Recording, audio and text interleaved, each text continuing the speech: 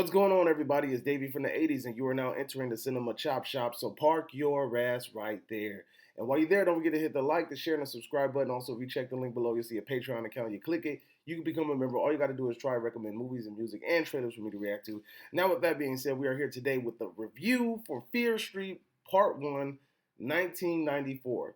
Now, this show is a Netflix exclusive. It's basically three parts. They're breaking down a R.L. Stine book by the same name called Fear Street. And let's go ahead and dive into it. So, a quick synopsis of the show. There's a group of teens that live in a city called Shady Side, and there's the other side called Sunny Side. And these two groups are rivals, right? But that's beside the point. The point is, Shady Side has a shady history. Ha, no pun intended. And this history has something to do with the witch and how the witch is basically possessing people. Ever since she's died, crazy stuff in the city's been happening. And a lot of people have said that because of the witch and her curse, that she's been making people go crazy because the town has a history of these crazy serial killers that come out of nowhere. And basically, what ends up happening is one of these girls from Shady Side, or now part of Sunnyside, she becomes the victim. She gets in the witch's crosshairs for some reason. The witch is trying to kill her, and basically the whole show is trying to figure out how can we stop this, why is this happening, and how can we reverse it. That's essentially the idea, right? Now, nobody in the cast I really recognize except the little chubby brother. I know that he was on like the Ellen DeGeneres show, like he's a rapper or something. Uh, Nobody else I recognize, but I mean, acting wise, this show feels like a Goosebumps type show. It really does. If you're familiar with the Goosebumps show that used to come on Fox 11 in the 90s, it feels just like that. The acting isn't like top tier or anything, but it feels like a kid show. You know, like you feel like you're watching a kid show. It just has blood, a little bit of bad language or whatever. You know, it just feels like an R-rated Goosebumps. To be honest with you, I liked Goosebumps. Goosebumps was a fun show to watch. It was very entertaining, and so was Fear Street. I mean, there was like were the kills like over the top and just really super gory? Not really, dude. I mean, there wasn't really. I wouldn't say there's a kill. There's a kill in the intro, like the beginning, and then there's not really another big kill until like the end. And I think that's when it kind of really shined. I was like, oh, okay, that's cool. I don't think that was practical. I don't think that effect was practical. That effect looked very CGI. I wish it would have been practical. Maybe I think there was a dummy afterwards, but it didn't look. It looked like it was CGI. I wish it would have went practical. If you're gonna go to 1994 and you're gonna give us the old slasher vibes, at least give me a freaking at least give me practical. But I mean, that's not gonna knock too many points off. To be honest with you, like I said, the cast was interesting. It told a very cohesive story. I mean, the story was good. I'm not even going to complain about that. It's not even something like was the story like hella original somewhere. I'm like, damn, I've never heard of anything like that before. Not really. I mean, it's pretty typical, like the witch's curse, uh, and spawning a bunch of serial killers or whatever. That's not something super original. But I will say this. Um, Even though the skull dude's design wasn't all that original, and the sackhead dude looked like the town that dreaded sundown, and then the little suicide girl killer, she wasn't really that original. I like the whole vibe of the urban legends. It kind of made me feel like I was watching, like an old school '80s horror movie where it was like, everything's based off of a horror legend, like The Burning, Cropsy and shit. Um, I feel like a lot of these movies that always hit. Why do they hit the four? American Horror Story 1984, Fear Street 1994. What's with the four? Like, is there something unique about this four? Um, I will say this: I never read the book, so I want to ask this question. A lot of people that I noticed that weren't really into the show that said it wasn't really that great or they hated it or whatever, they turned out in the first 15 minutes. It's because they read the book. I never read the book, so I was entertained by the show. It didn't really bother me. If you read the book for the show, did this show bother you because it didn't stay true to the story? Like, was the main actress supposed to be? Like, I don't like the main actress, the main chick, the final girl or whatever. Was she mixed? Like, was she supposed to be mixed? I don't know. Was she supposed to be a lesbian? I don't know. Her brother is definitely mixed or black, so I don't know if they race swapped her. I don't know if they changed her sexuality. I'm not familiar with that stuff, so it didn't really bother me. You get what I'm saying? But I will say this: um, the sexuality did play a factor in the show, and if that's not presented in the book or that's not a part of the book, I feel like it served no purpose in the story because her sexuality has nothing to do with the story at all, right? I mean, sure, it might have something to do with the conflict that her and the old girl had, but it wasn't, to me, it wasn't like a really big fucking deal. Like, you didn't need to make like a whole story arc about it and then have like a whole like redeeming part towards the end of the movie.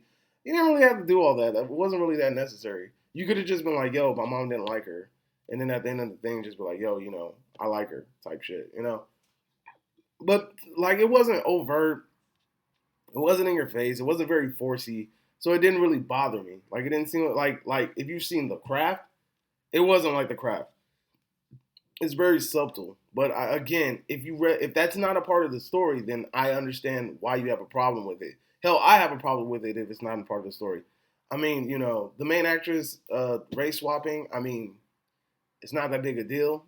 But at the end of the day, it's like, okay, race swapping isn't a big deal, but there is a huge but. If you did that just to be diverse, then there's a problem because it's not authentic. I don't like when people are being unauthentic and are just doing things just to get pats on the back and dap and just to be cool and hip and shit. Don't just do something just because you think people will like it to be done. Do it because that's the person that's right for the job and she knocked it out of the fucking park. Don't just do it because you wanted to be like diversity, representation, and all that shit. Don't do it because of that. Do it because that's what you wanted to do. That's because she was the best freaking person for the job. That's why I picked her because she blew it out the park. That's why I picked her.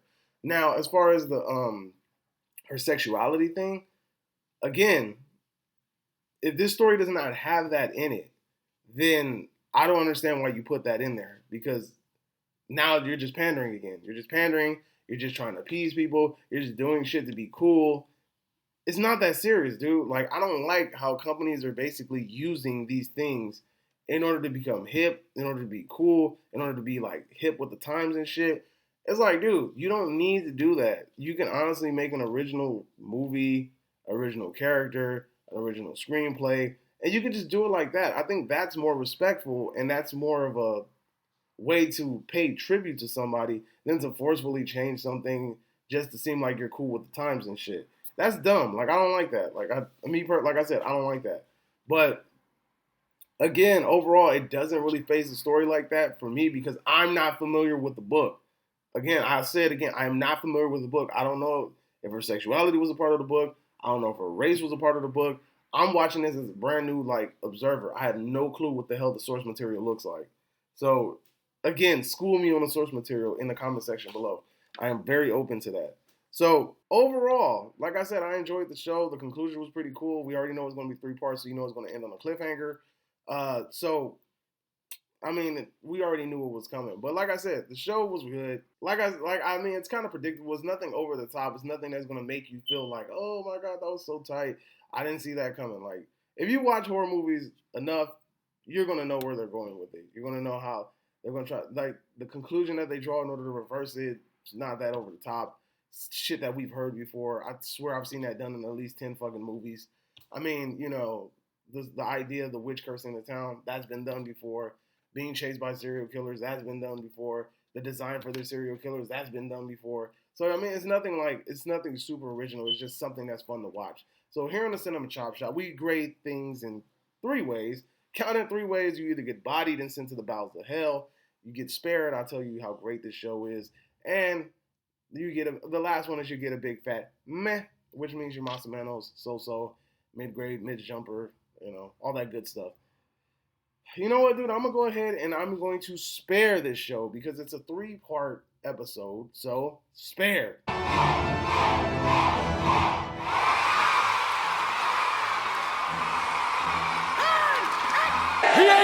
a death. He ain't earned a death at my hands. God's only man, spared by the butcher.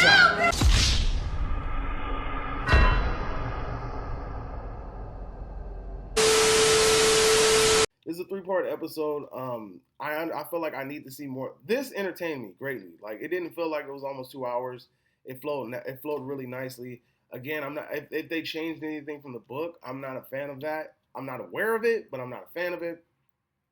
But at the same time, like, I'm going to continue watching this show because I need to see the progression of the story, especially the next one, which is going to be somewhere in the 80s because it's like a summer camp or some shit.